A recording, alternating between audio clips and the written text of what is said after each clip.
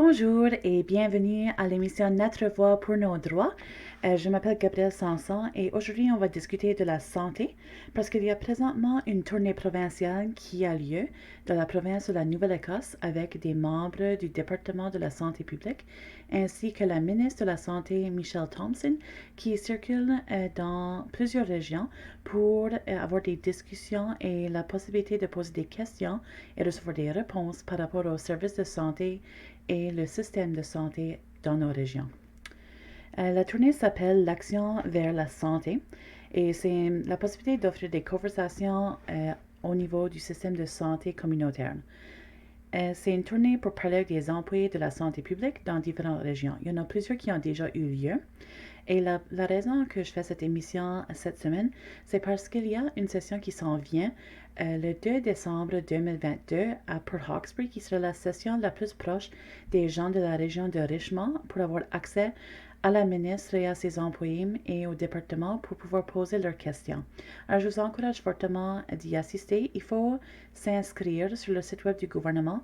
Alors, je placerai le site web ici pour vous indiquer où vous pouvez vous inscrire. Mais si vous mettez de quoi comme Santé Tournée Nouvelle-Écosse 2022, ça va venir facilement dans Google si vous cherchez cela. Mais je vais le placer ici dans la vidéo et aussi dans la description sur notre version YouTube. Le gouvernement a mis en place un tableau de bord pour permettre aux Néo-Écossais de voir les tendances de cas à l'urgence, par exemple. Un tableau de bord, c'est comme ce qu'on a vu pendant la pandémie qui nous donnait les informations par rapport au montant de cas qui existaient dans notre province. C'est le même type de système où maintenant on voit des données qui viennent des différents services de santé. Et l'exemple que la ministre a donné, ce serait les cas à l'urgence, les temps d'attente pour une ambulance. Ce serait aussi les nombres ou le temps d'attente dans la salle d'urgence. Ça, c'est tous des types de données qu'on peut voir sur ce tableau de données. Et je vous encourage fortement d'aller vérifier.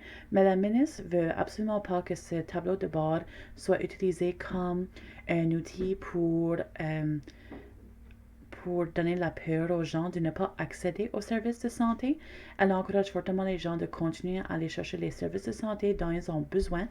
Et avec les données de tendance, cela aiderait le département à mieux saisir les moments occupés de l'année afin d'avoir plus de ressources humaines possibles dans le système de santé.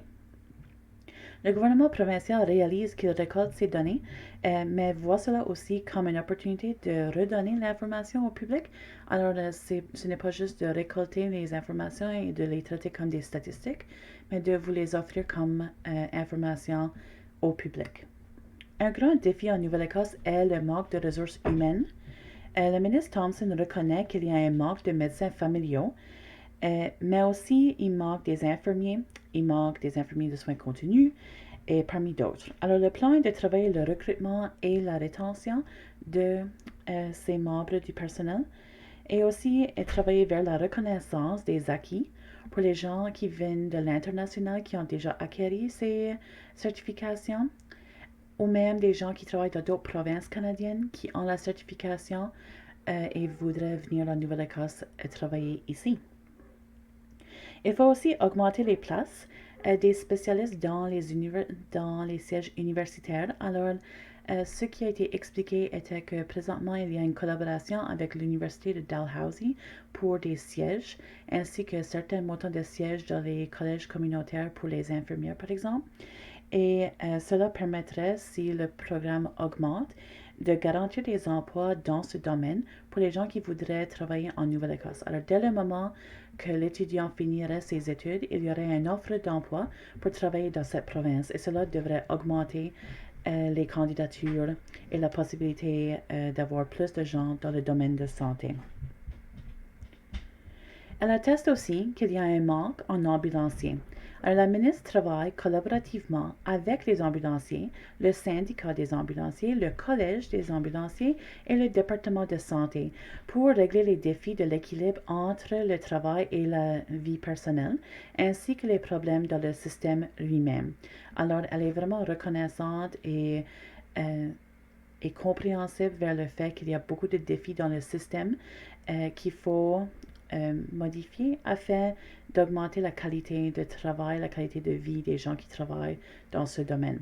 Comme exemple d'amélioration depuis son élection, elle informe le public des changements au niveau des appels entrants pour les services d'urgence. Alors, il y a maintenant une division entre les urgences et les transferts. Depuis septembre 2021, avec ce changement, le montant de transfert accordé aux ambulanciers a passé de 86% à 22%. Cela veut dire qu'il y a beaucoup plus de temps maintenant gardé aux ambulanciers pour faire des services d'urgence parce qu'ils ont embauché des conducteurs pour faire les transferts qui ne sont pas urgents du tout, mais quand même un service de santé que les gens ont besoin. Leur but est de se rendre à 5% en travaillant avec les gens du domaine. Alors, la ministre est vraiment fière du progrès de son gouvernement et surtout l'augmentation de salaire pour les infirmiers en soins continus. Elle annonce qu'il y a maintenant au-delà de 1000 étudiants inscrits depuis septembre dans le programme. Alors évidemment, ça a eu un effet et elle est vraiment fière de ce progrès qui existe pour ses membres de personnel et ses travailleurs en santé. Quand ça vient au système de la santé mentale et de la dépendance, elle voit qu'il y a des défis dans les accès aux services. Alors, il y a certains hôpitaux qui offrent, des hôpitaux de la journée par exemple, qui offrent l'opportunité et l'espace d'avoir accès à des services pendant la journée, mais le gouvernement cherche à implémenter un service de 24 heures aux gens qui ont besoin des services de santé mentale et surtout dans les régions rurales. Pour le gouvernement conservateur, c'est une priorité d'établir un ministre qui travaille spécifiquement le dossier. Alors, il y a maintenant un ministre qui travaille le dossier de la santé mentale et le gouvernement est vraiment fier de cela et montre que c'est une priorité parce qu'ils ont désigné un ministre pour cela. Il y a aussi un ministre pour les aînés en foyer de soins à longue durée qui travaille à augmenter le montant de lits accessibles pour les aînés qui auraient besoin du logement permanent.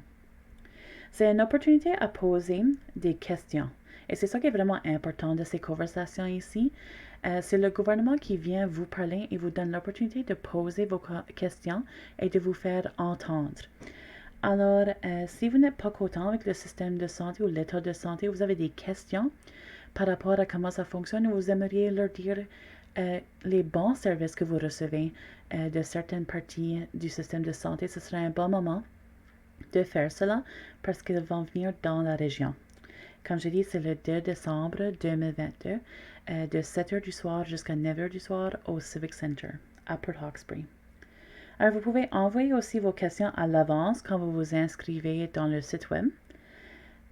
Et ces questions-là sont lues en premier aussi. Et ils peuvent vous donner une meilleure réponse parce qu'ils sont capables d'aller faire de la recherche par rapport à votre question et vraiment d'aller chercher les données qu'ils ont besoin pour répondre au lieu de juste vous donner une réponse qu'ils peuvent vous offrir dans le moment sans avoir fait de la recherche. La présentation comme telle dure environ 10 minutes. Alors, ce n'est pas une grande présentation. La session est vraiment plus mis en priorité pour poser des questions et de se faire entendre. Alors, j'ai trouvé cela exceptionnel de la part de la ministre Thompson et de son équipe de vous offrir cela et de nous offrir cela comme citoyens de la Nouvelle-Écosse pour discuter de la santé. Je pense que ça montre à quel point elle réalise qu'il y a des grandes variétés dans les différentes régions et de vous permettre d'expliquer et d'exprimer vos inquiétudes et les bons coups que vous avez dans les régions. La session la plus proche de notre région, comme j'ai déjà mentionné, mais je vais le mentionner plusieurs fois parce que c'est mon but dans cette émission, c'est à Port Hawkesbury et c'est la seule qui se déroule au plus près de nous. La seule qui aurait été proche à part de cela aurait été Antigonish et elle a déjà eu lieu. Elle est disponible maintenant sur le site web du gouvernement. Mais celle de Port Hawkesbury est le 2 décembre 2022 de 19h à 21h, qui est 7h à 9h du soir. Et c'est au Civic Center. Alors, vous pouvez vous rendre à Port Hawkesbury, vous pouvez porter un masque si ça vous rend plus confortable. J'ai plus l'impression que vous allez être exigé d'en porter parce que dans toutes les vidéos, ça a été le cas de ce que j'ai vu. Mais c'est une opportunité de se sentir en sécurité et de poser vos questions à la ministre et à son équipe.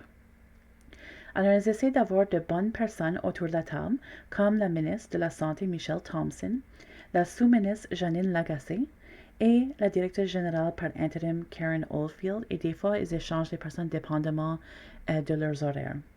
C'est important de se présenter pour poser les questions que vous avez et d'expliquer notre situation dans la région de Richmond. Elle ne peut pas tout savoir de ce qui se passe dans la province. Alors, c'est vraiment important que les gens aillent pour vraiment lui donner le portrait de qu'est-ce qui se passe. Raconte-lui raconte vos expériences, raconte le temps que vous avez attendu. C'est un bon temps aussi d'expliquer un peu comment vous appréciez les gens de la santé qu'on a dans notre région et qu'est-ce qu'on aura besoin pour rendre le service meilleur dans notre région. Des exemples de questions qui ont déjà été posées dans d'autres sessions, mais ça ne vous empêche pas de poser ces questions lors de la session de Port Hawkesbury, serait comme le recrutement et la rétention. Il y a aussi les services de VON qui existent et les gens ont beaucoup de questions par rapport à cela. Des services pour les anciens combattants. Il y a aussi des questions par rapport à des fermetures des hôpitaux dans les régions rurales. Alors voici une liste, je vais les mettre à l'écran. Alors, vous pouvez voir une liste des dates, des lieux, des prochaines sessions. Il y a déjà eu beaucoup de sessions communautaires qui ont déjà eu lieu. Et vous pouvez voir une liste complète sur le site web du gouvernement que je vais placer ici. Et ces vidéos-là sont vraiment de qualité. Et comme je dis, la présentation dure 10 minutes. C'est les questions qui durent le reste du temps. Alors, c'est vraiment intéressant à regarder comme spectateur. Parce que je suis certaine que vous avez des expériences similaires, vous aussi, quand ça vient aux questions des gens de différentes régions. Alors, c'est encore un rappel que la session à Port Hawkesbury a eu lieu le 2 décembre, ou va avoir lieu le 2 décembre 2022, de 19h à 21h, qui est 7h du soir à 9h du soir. Et notre journaliste de Tillil, Adam Cook, sera présent pendant la session pour essayer de poser des questions de votre part. Alors, si vous avez des questions, vous pouvez communiquer avec Tillil sur nos réseaux sociaux. Nous avons Facebook, Instagram, Twitter. Nous avons un numéro de téléphone si vous avez besoin de nous rejoindre. Et vous pouvez vraiment poser vos questions et on peut les transmettre à la ministre et à son équipe quand on aura le temps. Alors, cela était l'émission Notre Voix pour nos droits pour cette semaine. Alors, j'aimerais juste remercier la ministre Michelle Thompson et son équipe d'avoir pensé à cette idée, à cette initiative de faire une tournée de la province afin de vraiment communiquer avec les gens par rapport aux services de santé qui existent dans toutes nos régions. J'aimerais aussi vous informer que si vous voulez, comme j'ai dit, poser vos questions, vous pouvez nous rejoindre sur Facebook, Instagram, Twitter avec le nom d'utilisateur Tillil Community Television. Si vous voulez me poser des questions et je peux les transmettre aussi, mon courriel est gabrielsanson@gmail.com et ma page publique de Facebook est Gabriel Sanson, journaliste civique de Tillil. Alors, malheureusement, la semaine prochaine, je ne pourrai pas assister à la session de Port Hawkesbury parce que je suis en formation pour cet emploi de journaliste. Alors, c'est pour cela que notre journaliste Adam Cook va se présenter tout seul. J'aurais fièrement été là pour vous représenter, mais malheureusement, je ne peux pas.